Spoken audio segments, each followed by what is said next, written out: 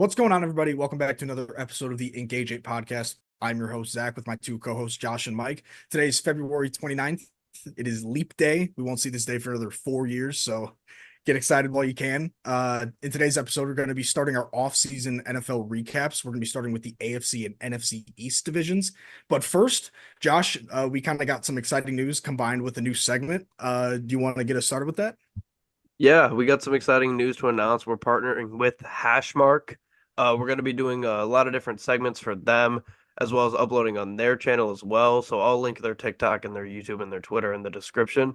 So thank you to them. And we're going to be starting with our first Hashmark segment. This episode, we are going to be doing our first mock draft of the year. We're only going to be doing picks 1 through 10 right now.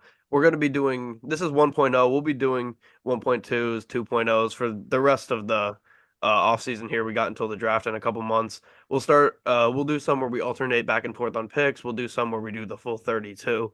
But today we are just doing the top 10, and we'll start with that now. We'll all go with one, and then we'll all go two, and we'll go all the way down to 10. I'm sure we'll have a lot of similarities here, but a lot of time to talk about the top guys. So first off, we got the Bears at number one. I do have them taking Caleb Williams and trading Justin Fields. Caleb Williams just a generational prospect. The only concerns with him are some people have some character concerns with him, just of him being like sort of a diva type of prospect. But you see that a lot with these guys that have been praised as future studs in the NFL in their college career. You've seen that happen with guys like this, especially going to a school like USC. You're already in LA, you're under the spotlight. It's not something that I'd be too concerned about. Also a lack of production in the past year compared to previous years with him, where he won his Heisman and he had a great year at Oklahoma, filling in for a Rattler as well.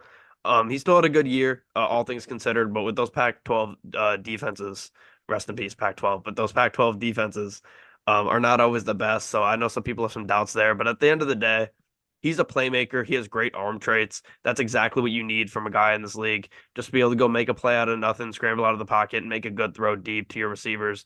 So I think it's a no-brainer to take Caleb Williams at number one. I completely agree with you. And the Bears, they did basically get this pick for free from the Panthers in that trade last offseason. So they're more than likely going to be moving off of Fields and getting Caleb Williams, who, like you said, generational. Some people will be saying, oh, he's not generational. He did XYZ a little bit bad in his third year at school compared to his second year where he won the Heisman. I think that the talent is just there, like you mentioned, Josh. The arm talent is just phenomenal. It's some of the best we've seen in the last few years, maybe even the last decade. And according to multiple GMs, scouts, coaches, even, he's got Mahomes-like qualities, and you can kind of see them if you look at the tape. I see a little bit of Aaron Rodgers in him as well, maybe a little bit of that diva attitude to him. But if that leads us to 4 MVPs and a Super Bowl, I think I can live with that. Yeah, I'm with you guys. I think Caleb Williams will go number one of the Chicago Bears. There's not much to say that you really haven't already said. Clear-cut number one prospect in this draft. He was a very good starter all 3 years in college. Was great his freshman year. He won the Heisman in 2022. His arm talent is ridiculous. He can put it in extremely tight windows. He has pocket instincts kind of like Mahomes. He can just maneuver around, and it's tough to bring him down. He can throw at multiple arm angles. Just a rare talent. Really, the only weaknesses you can kind of see in his game is sometimes he holds on to the ball a little too long. With the Bears O-line, he's going to have to kind of concern early in his career with that O-line not being as great, but I think he will be perfectly fine. He's a little short at 6'1", but I don't think that'll be an issue at all. I have no doubt he'll be a franchise quarterback and the first pick in this year's draft. Yep, moving on here to pick number two, the Washington Commanders. I have them taking quarterback Jaden Daniels from LSU. I gotta say though, I'm doing what I predict is going to happen here. I'm not doing what I think should happen.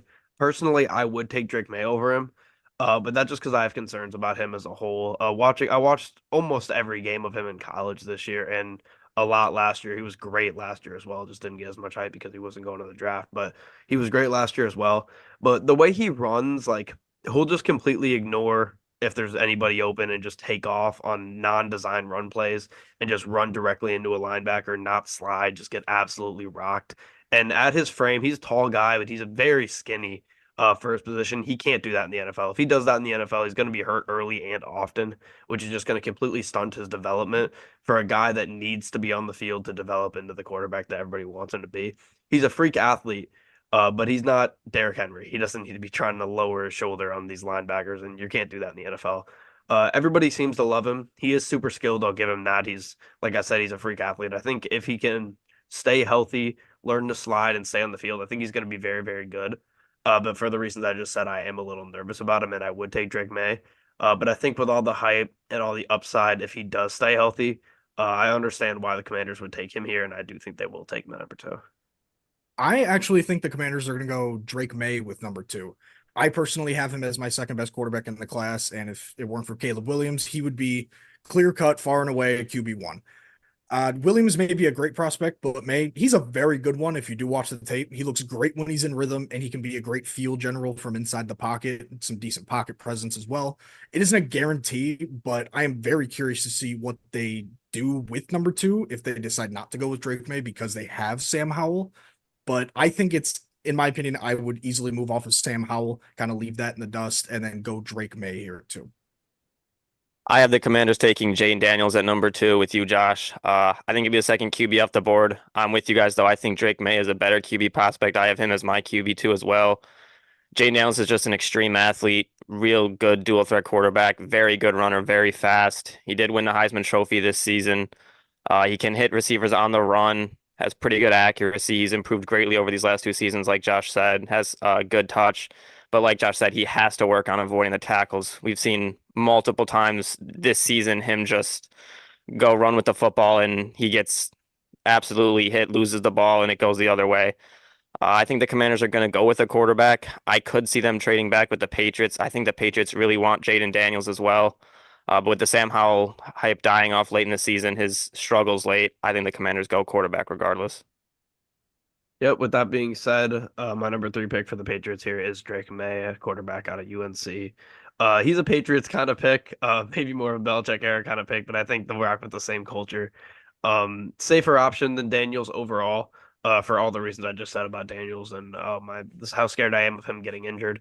I think Drake May is a lot safer of an option. His pocket presence is phenomenal. He has a rocket arm, and obviously he's very, very accurate. The reason that everybody really wants him in this draft, and he's more mobile than people give him credit for. He can roll out and make a play. He can go run and get you a first down. I think a lot of people, because of obviously we have Caleb Williams, who's been this phenomenal prospect for years. We have Jayden Daniels, who just won the Heisman, an elite dual threat quarterback. I think Drake May is kind of flying under the weather a little bit of how much of an athlete he is compared to these two guys. I don't think he's that far off of an athlete as Caleb Williams, to be completely honest. I mean, he's not going to run the ball like Jayden Daniels is, but similar to Caleb Williams, he can roll out of the pocket and make a play. He can go get you a 10-yard rush, like I said, if you need him to. And I think he's going to surprise a lot of people in a good organization like the Patriots. I think if they can put some weapons around him, protect him, I think he can be a really solid quarterback. I actually have Jayden Daniels at three. If I'm going to guess, we're probably flip-flopped, the three of us, with that. But I see Jayden Daniels as a very high ceiling, low floor player. He's got a lot of natural talent. He's got great arm strength, some solid accuracy, and he's very mobile, as we saw him scramble, take a lot of hits from linebackers, DBs. But he did struggle at times with some complex coverages at times last year. But he does have a little touch of that magic that helps create something out of nothing, something we see out of, I don't know, Russell Wilson every once in a while, Baker Mayfield, Patrick Mahomes, guys like that. So I do think he can be a solid piece for whatever team drafts him, but I think he goes to New England and they got a solid piece to build around for the future. Yeah, number three, I have Drake May from North Carolina. I think the Patriots go quarterback as well. We saw last year Mac Jones and Bailey Zappi were both horrendous. Their offense was one of the worst we've ever seen. Gerard Mayo is head coach. It's time for a new era. I think they need to get him a quarterback that can play football. Like I said, it wouldn't shock me if they trade up to two and get Jayden Daniels regardless. But I think Drake May will go at three. He has very good accuracy, strong arm, has great touch passes. He's a great decision maker, and he's able to keep his eyes downfield while scrambling, which is very key. I think he'll be a stud with whoever drafts him. I think I see the Patriots taking him at three. All right, moving on. I'm sure we'll be all probably similar on this one as well. But number four, Cardinals, Marvin Harrison Jr., wide receiver from Ohio State. Best wide receiver prospect we've seen in a long time here. When you look back at I mean, we've had some crazy loaded classes in the past, but obviously he would be the best in this class. Probably going back all the way to maybe Jamar Chase. I still think he probably would have been taken over Jamar Chase as well, though, and Waddle in that 2021 draft, I believe it was. Yeah. But yeah, he's phenomenal. He's just got crazy break. He's a great route runner. He can go up and get it if you need him to. The Cardinals have needed a dynamic weapon since D-Hop left. You got a guy in Kyler Murray who's already going to be a great quarterback for you. The O-line needs help, but they're not completely beat up. When you hit on a pick last year in Paris Johnson, you put yourself in a good spot to go take a skill position here at number 4 with Marvin Harrison Jr. I've seen that he's liked some tweets about Arizona. I know he talked about Arizona for a minute during the season this year, so I'm sure he'd be happy to go here. And I just don't see him going top 3 to any of those quarterback needy teams. Sets the Cardinals up beautiful here. You didn't have to tank to number 1 or number 2 to get the guy that you wanted all along. You can get him here at 4 and it works out for you. I think the Cardinals might be building something, especially with this pick. He's an absolute game changer. I completely agree with you. I got Marvin Harrison Jr. going to the Cardinals as well. He's the best wide receiver prospect that we've seen since probably Calvin Johnson. Josh, I know you'll like that. He's great at basically everything. And this is huge for Arizona to pair Kyler with him. It's going to give me kind of vibes of Kyler and D-Hop, where he can just go to him whenever he wants, and it'll be a good chunk gain for the most part. He's going to be super reliable. He's going to make those superstar plays. He's going to be phenomenal, and he's probably going to Arizona. I don't see where he goes any elsewhere than that. So huge for Arizona, like you mentioned, Josh, that they didn't have to tank or get a top 2 pick to get a guy that they were probably looking at coming into the season. Yeah, I also have Marvin Harrison Jr. This is an easy pick if the Cardinals have the chance. He's probably my favorite prospect in this entire class. He's a generational talent at receiver. The list of strengths he has is really never ending. I don't know if he really has a weakness. He's incredibly fast. He's explosive, quick, killer mentality, and he's 6'4", 245 pounds. He's big. There's not really many people who can guard him. He's a mismatch everywhere. He's been consistent ever since he had the breakout game his freshman year in the Rose Bowl, and he's risen up to the occasion in many big games. The college football playoff he was phenomenal in before he got hurt. I think he has the potential to be a top 5 receiver his rookie season. And giving Kyler Murray a weapon like him can help boost this offense tremendously. We saw Trey McBride look great towards the end of the year. I'm really excited to see if the Cardinals get Marvin Harrison Jr. That would be fun. Yeah, it's funny you mentioned Calvin Johnson, and I don't say this lightly when I say he does remind me of Calvin in some ways. And I've been quick to shut down all the DK is like Calvin when he was in the draft, and who was the other one? Chase Claypool when he started playing well for the Steelers. Mapletron. Yeah, Mapletron. Mapletron. Yeah, quick to shut that down. But I do think in some games, or in some ways, his game does remind me of Calvin. He's just one of those guys that he could just literally do everything. He's a little bit smaller than Calvin. I don't think his go up and get it is as good as Calvin's was at this point, but he can always progress into that. Do I think he's gonna be Calvin Johnson? No. But I think he, as an actual player, reminds me of Calvin more than a lot of these guys that are just big, great receivers that people try to big, fast, great receivers that people just try to compare Calvin to. But moving on here to number 5. Chargers, I got them taking Joe Alt, tackle Notre Dame, best lineman in the draft at this point. I know Olu Fashanu from Penn State was the big hyped offensive lineman going into this college football season, but Joe Alt came out on top from Notre Dame. The Chargers just need to do whatever they can do to get a better O-line and protect Justin Herbert. They got a ton of talent on this team. We've been saying it for years. The Chargers, I will say though, they do have many needs. There's a lot of ways I could have went with this. You can go D line even. With we don't know what's going to happen with Khalil Mack. You got to replace him. Their D line in general, especially in the run game, just hasn't been great over the past couple of years. But I think first and foremost, you got to protect Herbert. You can't have him get hurt again this season. Alt's the best rated tackle since Penei Sewell. So I mean, I know it's not a ton of years back, but we've seen what Penei Sewell's been able to do, being the best tackle in the league. Slater has fallen off a little bit. He had a great rookie season. Past couple of years, he's been okay. Not terrible by any means, but hasn't been able to live up to the trajectory that he was on after his rookie season. But him and Alt being able to be on separate sides would just be huge for this Chargers team, protecting Herbert on both sides. Then you just got to beef up the interior O-line. The interior O-line isn't horrible, but you can always beef that up at some point, especially in free agency. You're not going to take a guard this high ever. But when you have a chance with their current situation to have a tackle, take him top 5, I think this is a spot where you could take all, and I think they will. Oh, okay. I think 5 is really a spot where things can get kind of murky because the Chargers can go, in my opinion, one of 3 ways. Like you mentioned, they can go tackle, whether they see Joe Alt better or Olu. But I have them going Brock Bowers. I think he's one of the best tight end prospects we've seen in a while. He does everything well. Maybe a step above a jack of all trades and a master of none. I think he's mastered a couple things to a very high degree. He's very talented. He had a good amount of wild plays on his Georgia tape. And again, going back to my other point, I could see the Chargers going offensive tackle here, but I do like the idea of getting Herbert, just another weapon. Keenan Allen, Mike Williams, even Josh Palmer and Quentin Johnson, if you like them. Combine that with Brock Bowers, I think that could be a really scary unit for any defense, especially teams in the AFC West, where you got to see that twice a year, especially with Justin Herbert at quarterback. It's going to be real scary. But I could also see them trading down if somehow Jaden Daniels or Drake May falls past 4. I don't know how that would happen, but I think it would involve Marvin Harrison Jr. going 3, and then the Cardinals not panicking, but just settling for Malik Neighbors, who I'm sure we'll get to later on in this mock. But I think those are the big 3 options that the Chargers have, but I have them going Brock Bowers. Yeah, I'll get to Malik Neighbors right now. I have the Chargers taking Malik Neighbors. I was going back and forth between Brock Bowers and Malik Neighbors. I just think a tight end at 5, we've seen it in recent years not work as well as it could. I think they're going to need help at receiver. I wouldn't be shocked if they cut Keenan Allen or Mike Williams here soon. They need to keep weapons for Justin Herbert here. Neighbors is very quick, great hands, very good first step. He's also the only issue that he has is that he's kind of on the smaller side. He's only 6 foot, but regardless of his size, I think he'll be an elite playmaker. Put him in the slot. If Mike Williams can come back healthy on the outside, hopefully Quentin Johnson can come back for them. But I think they go Malik Neighbors at 5. Yep, I'll keep the Neighbors train going at 6. I have the Giants taking Malik Neighbors, wide receiver at LSU.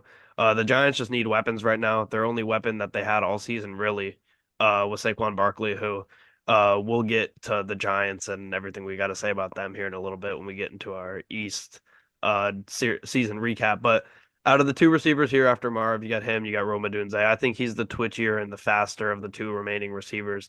He can play on the inside, he can play a little bit on the outside if you need him to. He's a great route runner. And the Giants, they just need a pass catcher that they can have. I mean, the Giants are in a very, very, very tough situation, which all season, I mean, you know that, but like in the back of your head, you're still 100% focused on your team. You're thinking about the other teams, but you're focused on your team. I'm thinking about the Lions.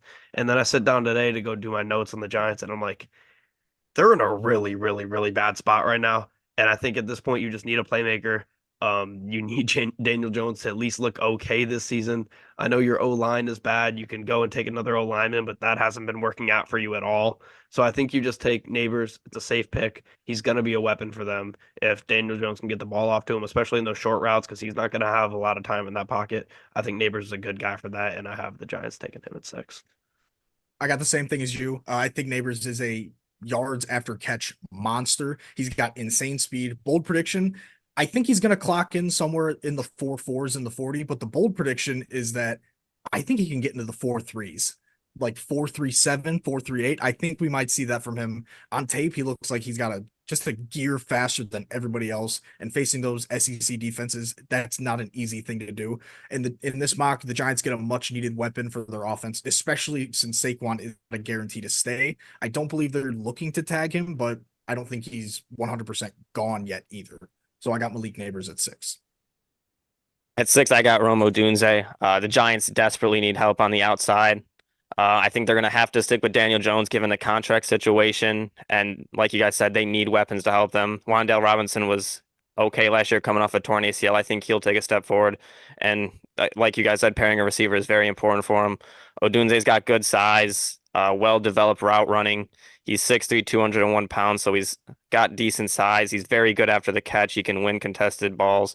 But yeah, I got the Giants taking Rome Odunze at 6. All right, at 7, I have the Titans taking Brock Bowers, tight end from Georgia. Like you guys, or like Zach said, he's a generational tight end prospect. He can do everything.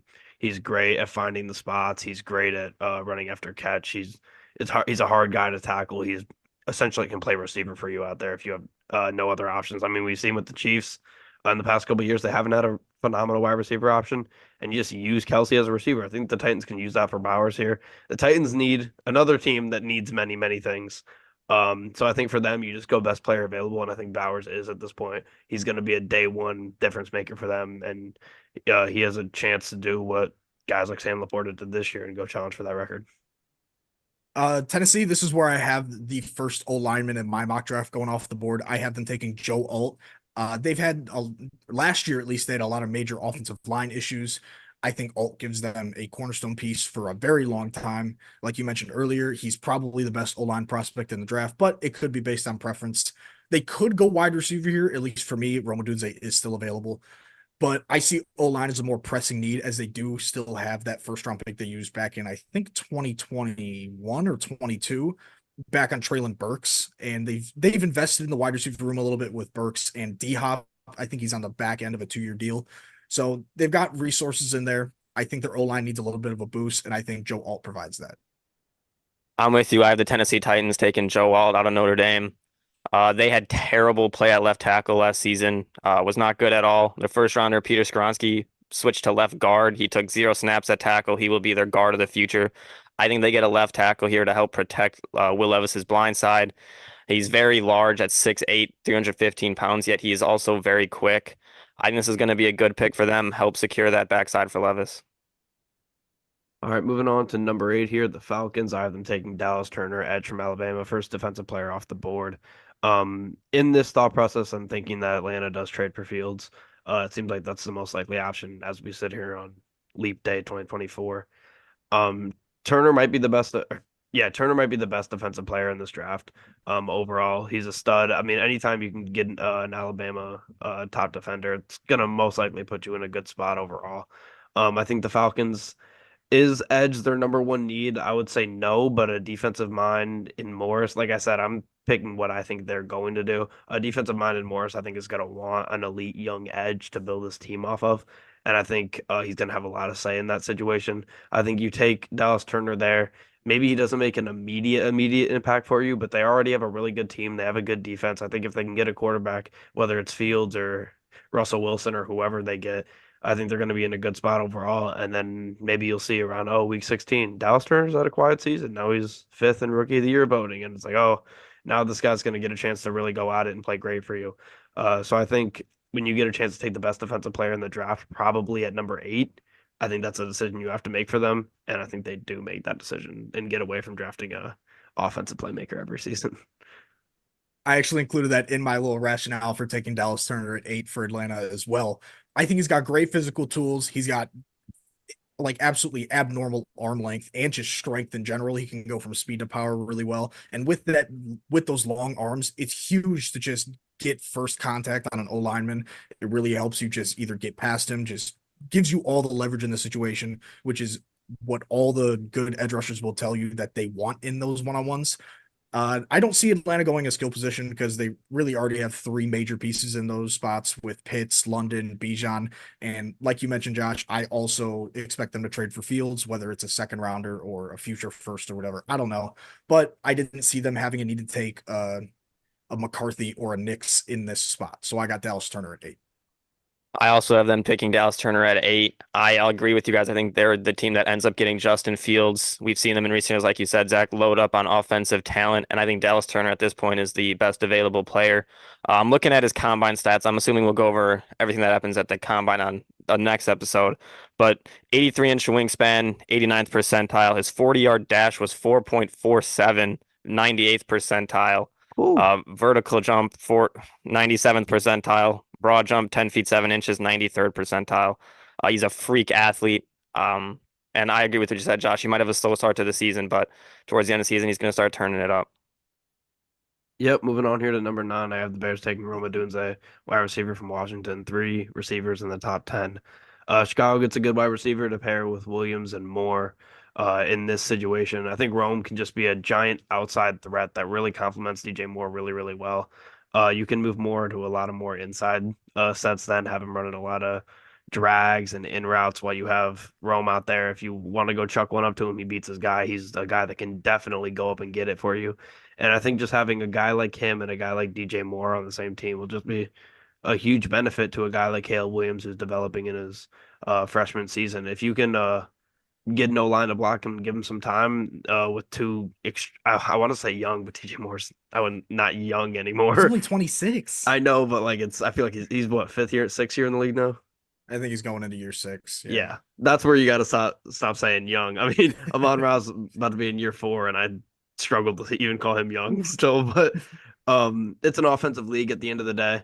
I think if you go and you get Caleb Williams and then you get him a top 10 receiver, uh, get a receiver in the top 10 and him, Rome Odunze from Washington, I think that puts you in a great spot with what you've already built, especially seeing how the defense played towards the end of the year last year for the Bears. Completely agree with you. I got Rowan Dunze going to my Chicago Bears at 9.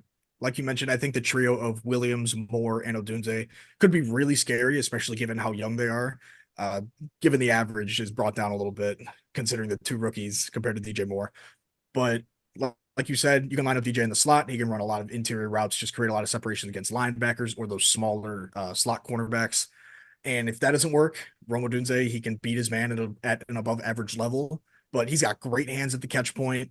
Those 50-50 balls turn into like 75-25 balls when he's out there. He's great at tracking it. He will come down with it more often than not, and I'm very impressed with what he's been able to do this year.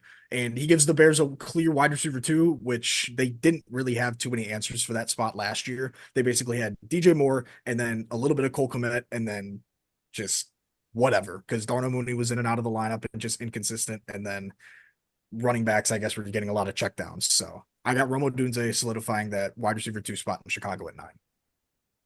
Yeah, at 9, I got Jared Verse from Florida State, the defensive end. I see them going, the Bears deciding between best receiver available or best edge available. You could, like you guys said, you could pair a weapon with DJ Moore and Cole Kmet, or you could pair an edge rusher with Montez Sweat. Since all those top receivers are gone, I have them taking Jared Verse, 6'4", 260 pounds, Florida State. He had a great start to the season. He slowed up later in the season in ACC play a little bit, but he's still a freak athlete.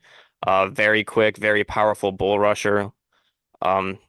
He's good against the run, but he's also very quick off the edge. He can get to the quarterback very fast. Just to touch on his combine stats too, 4.59 30-yard dash. He finished third, third in broad jump, third in 10-yard split. He's just another freak athlete. These first-round draft picks are pretty much all freak athletes, but just something you don't see often. Yep, and to finish out this mock draft at number 10, I have the Jets taking Olu Fashanu, offensive tackle from Penn State.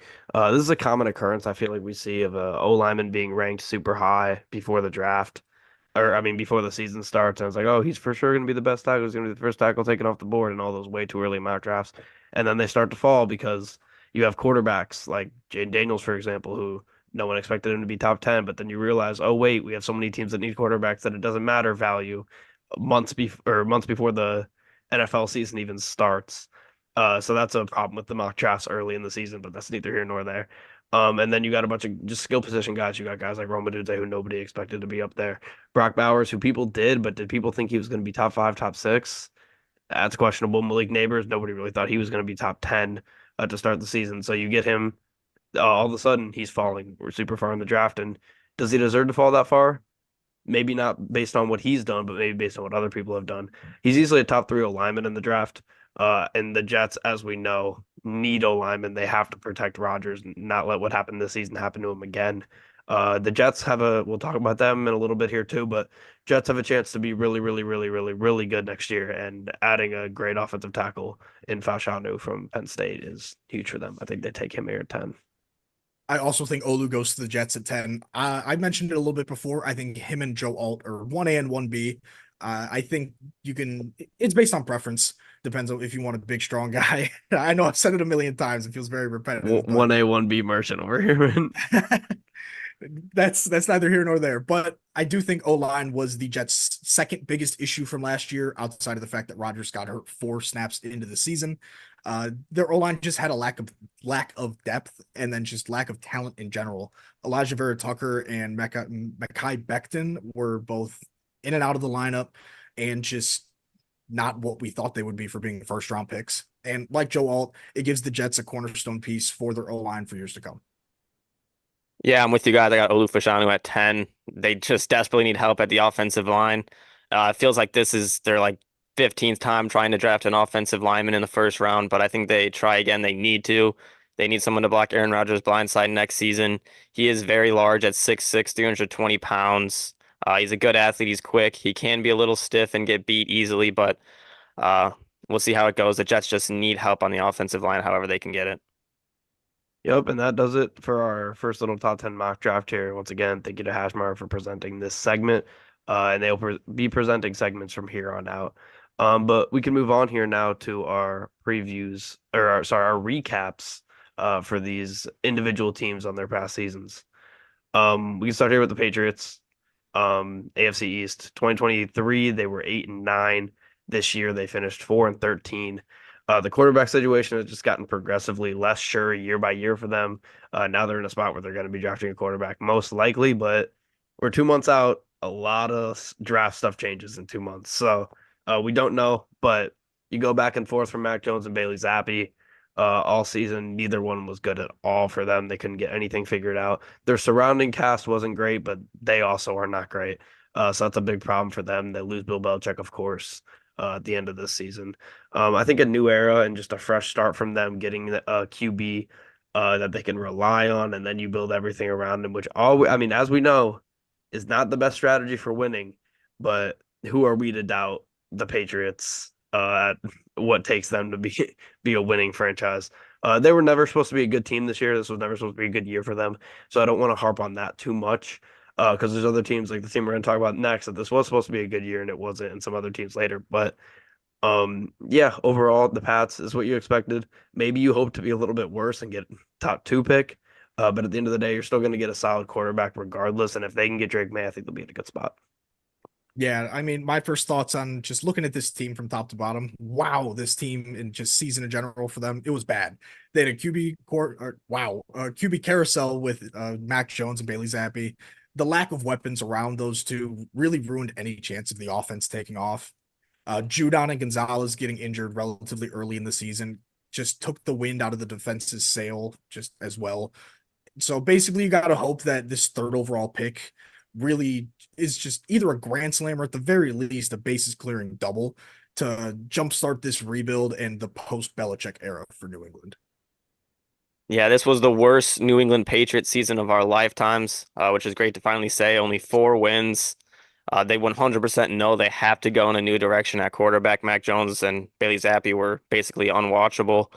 And to top it off, one of the greatest NFL head coaches of all time parted ways after 24 seasons, had 6 Super Bowls, 302 regular season wins.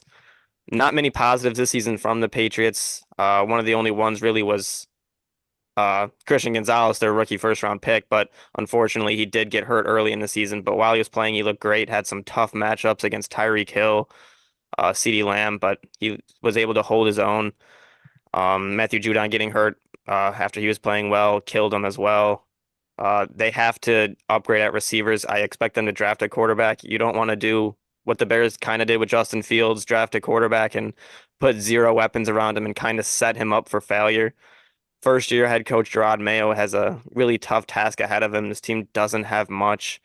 We saw today that they have Bill Belichick, I guess, loved Jaden Daniels, and Gerard Mayo has a similar feeling. So we'll see if they decide to trade up to 2 to secure Jaden Daniels, or if they're able to stay put at 3. But uh, if you're the Patriots, it's still a rough season with how everything went. You can't be happy. All right, moving on here to the New York Jets. In 2023, the Jets finished 7-10, and in 2024, they also finished 7-10. They lost this season on game one. Damn near play one. With Aaron Rodgers going down early. They had 4 quarterbacks play the season. Rodgers technically went 1-0. Wilson went 4-7. Tim Boyle 0-2. Simeon 2-1. They had one of the 2 best defenses all year, them and the Browns, and it's tough to not think about them and the Browns and not think about how the Browns ended their season on defense so poorly against the Texans. So they were easily top 2 though. You got playmakers like Wilson, Hall, along with a great defense that was going to lead them to being a really, really good team with Rodgers. I think this is a Super Bowl contending team if Rodgers can play at a high level all season. At the end of the day, though, you just need an O-line to protect him because he's still old and he still has he's coming off an Achilles tear. So if you have an O-line that's getting blown up on the edge and he's just getting rocked, you're going to put yourself in a position to get injured, and you can't just be like, oh, it was bad luck, bad luck. Well, if you have a bad O-line and you're letting your 40-year-old quarterback get rocked every time, I don't know if that's bad luck or bad preparation. But overall, I think the Jets season was just lost on that initial play. There's not much you could do about that outside of just building your O-line, like I said. But I think they're going to come out next year and be a great team. Yeah, what was supposed to be an exciting season for the Jets really turned into probably the worst case scenario, borderline disaster. Only 4 plays in, Rodgers went down and found out he popped that Achilles, and they basically just they said goodbye to what was supposed to be a really promising season. They wasted what seemed to be a really elite defense and one of the better ones we've seen the entire year. Brees Hall, someone who I was very high on coming into his second year, coming off of that ACL injury. He started kind of slow because he was ramping up, but he finished very, very strong. Kind of a hot take that I have. I think he's going to finish as a consensus top 5, maybe even top 3 running back by the end of next season. And as me and Mike, you a few times, Josh, have said multiple times on this pod, poor Garrett Wilson. We feel so bad for this kid, and hopefully next year he blossoms into the superstar receiver that we all think he can be. Yeah, and even with the horrible quarterback play, Garrett Wilson was somehow able to finish with a 1,000-yard season, which I really don't know how that's possible. Electric opening ceremony for the Jets this season. Aaron Rodgers running out with the flag in New York on a big day, but it didn't last very long. First drive, like you guys said, tore his Achilles. Zach Wilson pretty much gave kind of what we had seen from him, just not a good quarterback. In 11 games, he had 8 touchdowns and 7 interceptions. We saw them trot out Trevor Siemian, who looked just as bad, and Tim Boyle, who has somehow been on an NFL field with more than one team. He's terrible. Their offense, they have some incredible weapons. Brees Hall looked great towards the end of the season. Garrett Wilson. It's going to be fun to see them with Aaron Rodgers next year, hoping they're all healthy. Like I said, their defense was very, very good. It kept them in games that they should not have been in, and it won them games that they shouldn't have won. So they still have a lot of work to do in the offseason, but this offense can be dangerous. And if their defense can stay as good as it was, they could be contending already next year. All right, moving on here to the Miami Dolphins in 2023. They were 9-8. This year they were 11-6. They lost in the wild card round both seasons. One of the most explosive offenses in the league this season, obviously with Tyreek and Jalen Waddle and Achane and Mostert, along with Tua at quarterback. They're just a phenomenal offense. They're going to continue to be a phenomenal offense. Nothing's going to change there. Just the injuries on defense just really prevented them from having any sort of success. Ramsey, Phillips, Chubb, just huge injuries for them that sold it for him. And I think a lot of people look back down on the Dolphins just for how it ended. Not as much in the playoffs, just because that was an extreme weather situation playing against the eventual champs. But just what happened the week before, losing to Buffalo, losing that spot at the 2 seed, just really killed them. But the injuries to Phillips and Chubb just really hurt them. This team has so much potential. They just, at the end of the day, they have to stay healthy on both sides of the ball, and they have to beat good teams. There's a lot of times this season where they were just beating up on bad teams, couldn't beat good teams. They beat the Cowboys, who we'll talk about here in a little bit, but outside of them, they didn't really beat any great teams this season. But they have a ton of potential. I think a healthy Fins team can seriously make some waves, no pun intended, next season.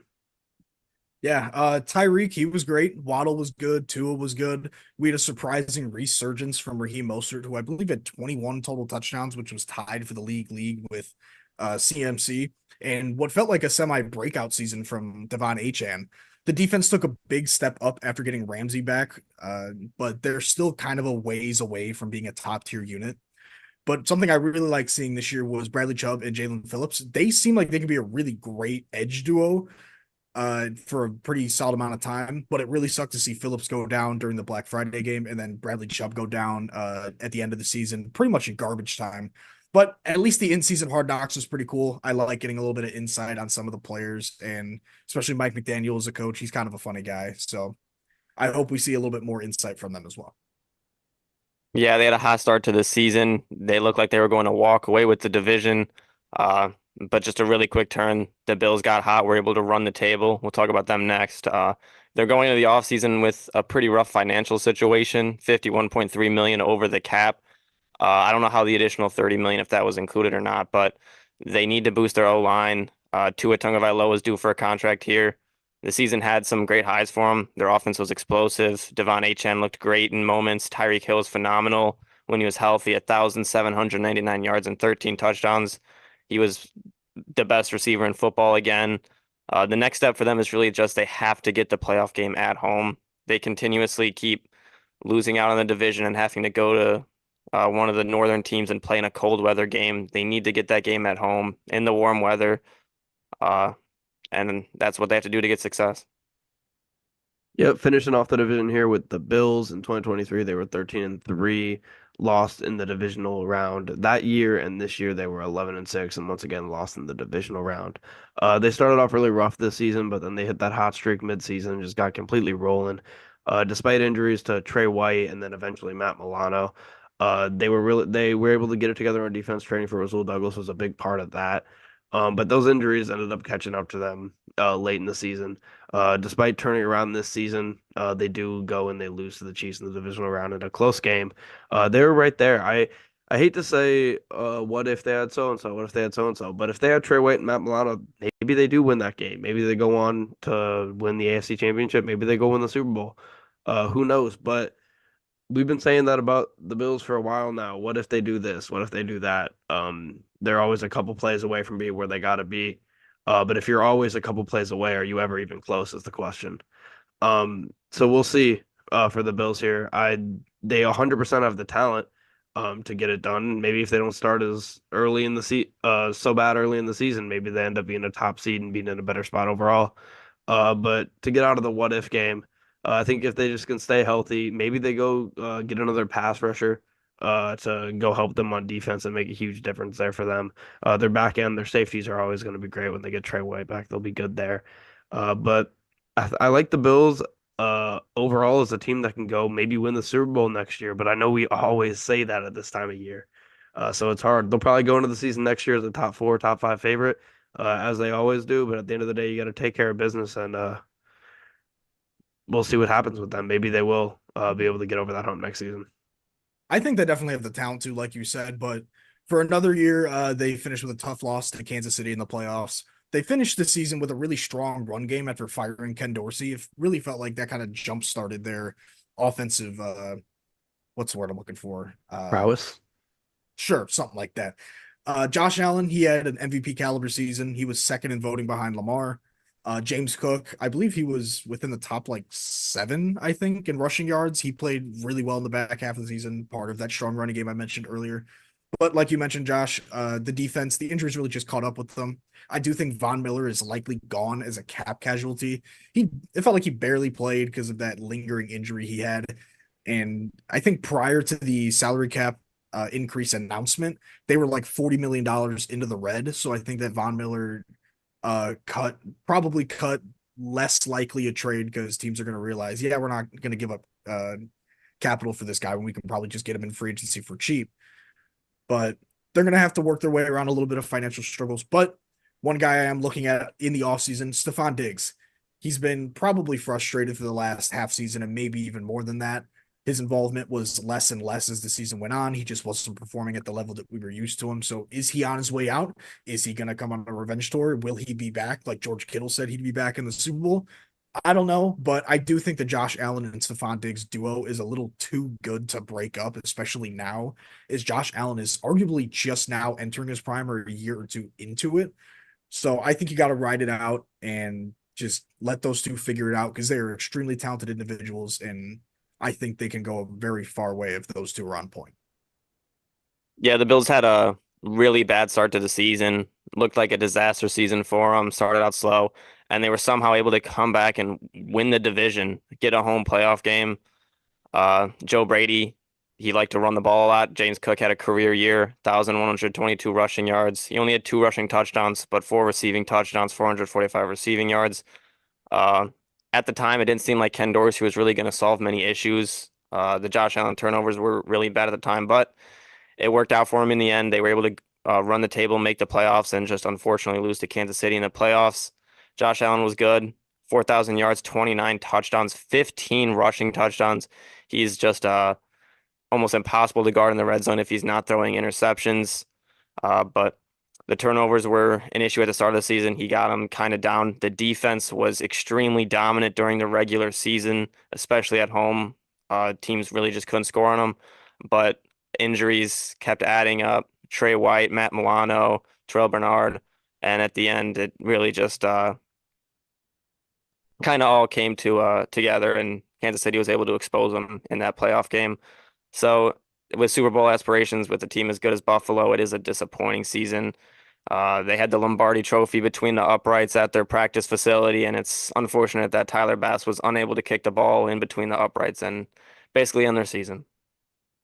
Yep, moving on there to the NFC East. We'll start with the Commanders, a team we talked about a little bit earlier. In 2023, they were 8-1. This year in 2024, they were 4-13. Transition year for them with uncertainty at quarterback, bad contracts, and a new regime. With Dan Snyder coming out of the ownership there, and then you have Josh Harris, I believe, who owns the team now. They got a new GM, new head coach, of course. But Howell showed flashes all season. There were times where it's like, oh, do we have Howell as our franchise quarterback? Can we go take Marv at number 2 or wherever we're picking? Or are we even going to be picking number 2? But at the end of the day, Howell showed some reasons why maybe you don't want him as your future quarterback, even though he's on such a good contract that um, maybe it's not the worst thing in the world to not draft a quarterback. I know they're going to. I know it would probably be stupid if Howell doesn't turn out to be good, but Howell showed some real flashes this season. I think he can be one of, if not the best backup quarterback in the league, or starting for a team very soon. They traded away Young, they traded away Sweat for some picks mid-season at the deadline there, some contracts that they were trying to get rid of, guys that are talented, but not who they're going to have on their team going forward here. Tough rookie season for guys like Emmanuel Forbes, who just kind of got burnt for a lot of the season, especially early on. You draft him in the first round, and when you're in a season like this where you know you're not going to probably get good, you're in a transition period. You need your young guys who you're drafting to show some promise, and sadly for them, they didn't have that. Even guys like Jahan Dotson had a pretty tough second season for them. So a lot of regression where they didn't need regression, and a lot of guys who they thought were going to be good that didn't end up being as good. Maybe the brightest star for them was Howell, which is crazy enough. They're going to go draft over him this season. But overall, Commanders did not expect to be good. They weren't good. But at the end of the day, you're going to get one of the top 3 quarterbacks in the draft, and you're going to be in a good spot. Speaking of them, though, I know Caleb Williams is a DC guy, so maybe if they can give the Bears a juicy enough offer, maybe they can go get him. And Cliff Yeah, Kingsbury. Yep. Very true. It all depends on how polls and the entire scouting department ranks the 3 quarterbacks. Because if the drop off between Caleb and their QB2 is small enough, I mean, maybe an offer that gives them a 25 first and maybe a couple seconds, including Chicago's own second round pick back, maybe that is juicy enough. But regardless, the Commanders, like When you you, said, Josh, when you have a class where you have a QB 1A, 2A, and there's 1A, 2, 1B, and 1C. 21B. 1A, 1B, 1C. Sorry, it's just such a stupid phrase. I can't even joke about it. But I mean, but you're the nah. one making it up. All right. Yeah. Howell, he played all right considering it was his first full year of starting. Brian Robinson, aka 50 Cent, was pretty good this season as he took full reins of the backfield over Antonio Gibson. Terry McLaurin continues to be a very talented receiver without talent throwing him the ball and just isn't utilized enough or correctly, in my opinion. They also ditched their 2 good edge rushers in Montez Sweat and Chase Young, like you mentioned, Josh, at the deadline for some picks, and they actually had some success elsewhere. Chase Young made the Super Bowl, and Montez Sweat pretty much bolstered a defense that was top 3 in a lot of defensive metrics in the back half of the season. But I do think they have too much money tied up into the interior defensive line. Jonathan Allen and Daron Payne. I think you're overpaying both of them. Daron Payne, you just tagged him, then extended him in this past offseason. He was not living up to expectations this year. So that's a little unfortunate on there. And then Jonathan Allen, he said multiple times in post-game interviews, like, yeah, I mean, I've been here for so long that it's about time that I start looking out, that I could look elsewhere because we're clearly not winning enough here. So this offseason, it's been pretty disappointing so far as they whiffed on Ben Johnson and the owners got absolutely roasted in the process. And then they ended up settling for Dan Quinn. But the Commanders have a chance to really throw a wrench in the entire NFL draft. If they decide that they do like Sam Howell and they think they can run it back with him with a Cliff Kingsbury-led offensive scheme, I mean, maybe they go Marvin Harrison Jr. at 2 and just throw the entire draft out of whack. Who knows? Because that would involve probably a good amount of trade up attempts from other team to maybe the Chargers spot at 5, because that would let the Patriots get their pick of whoever they want. Cardinals would probably go Neighbors, and then at 5, you probably have a bidding war between, I don't know, the Broncos, Raiders, maybe even the Vikings if they want to move up. But regardless, the Commanders, they're going to have to, like I said with the Patriots, they're going to have to hit a home run with their draft pick because they don't have that much to be excited about on their team. Yeah, they have a lot of cap space, and they're going to have to hit on their draft pick. They had a very, very exciting start to the season. The new ownership group, led by Josh Harris, they went and got Eric Bieniemy from the Chiefs to be their new offensive coordinator. Sam Howell looks pretty good in his first couple of starts out there. They started 2-0, which I think was their best start in like 5 years.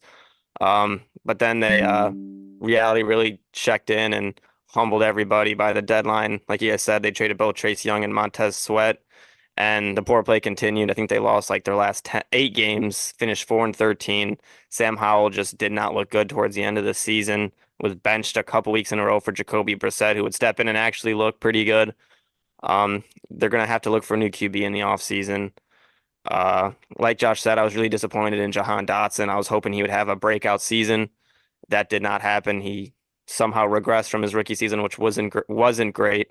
But whatever quarterback they get, if they're able to keep this receiving core, they'd have a good receiving core with Terry McLaurin, and hopefully Jahan Dotson can finally take a step forward.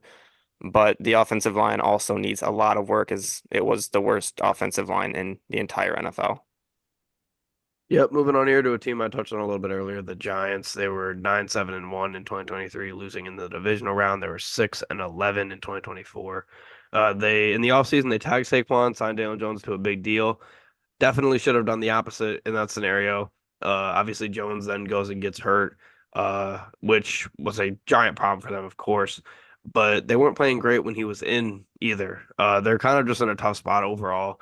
They don't have a good O-line at all. They don't really have weapons because they're going to lose Saquon. You got a quarterback who you were not sure on. We don't know if he's even league average or if he's below average to a giant deal. You have a defense that has Tibbs on the front seven. Outside of that, front seven's pretty poor. Secondary is nothing to ride home about, and you're not in a great cap spot either overall. They're in a tough spot. They're in a really tough spot. If you're in the same situation, but you have a quarterback who you don't think is that good, but he's not signed to a big deal, then you can take next year and go get a quarterback and start over or whatever you want to do. But they're in a spot where they can't really do that. Saquon was really the only bright spot for this team, and they're going to lose him next season. Evan Neal somehow got worse this year. The Giants are just in a really, really bad spot. They don't have anything going for them. And if I had to go and make a ranking of what I think the teams are going to finish 1-32 next season, I think I would have the Giants definitely in the bottom 5, maybe the bottom 3 or 2. That's definitely a bold take, but I completely agree with you. The Giants' offense as a whole was just really tough to watch. A lot of regression. Outside of Saquon, obviously, he was great, but he's not going to be there next year. Daniel Jones wasn't phenomenal, but he was serviceable, I think you can argue. DeVito was fun for a little bit, but he's just not an NFL level starter. And obviously, Tyrod Taylor, ironically, is the Giants' leading passer for the entire 2023 season. He's a backup, but with Barkley likely gone, they have to add weapons in the offseason. Like they have to. Regardless of who's at quarterback, you need guys who can go out there and make plays. Like you mentioned, Josh, their defense is very front seven reliant. And with Thibodeau just not having the greatest season, he ended up getting a solid amount of sacks, but I feel like he didn't win a bunch or as much as you'd like from a top 5 pick. But they've got some talent on the defense that they can build around, but they might be losing Xavier McKinney in the offseason. They're probably losing Saquon in the offseason. So bottom 5 team, I mean, maybe. We also got to see how they handle free agency in the draft because I mean, who knows? Maybe they turn into their 2022 selves and they somehow rip off a above 500 season behind Daniel Jones for some reason. But I doubt that happens. But any given Sunday, the Giants were just really rough. Yeah, going into the season, Giants were hoping to build on their playoff appearance the season prior. Brian Dable with winning Coach of the Year, but those dreams did not last long at all. A 40-0 loss in week 1 really kind of set the tone for this team as a whole throughout the season.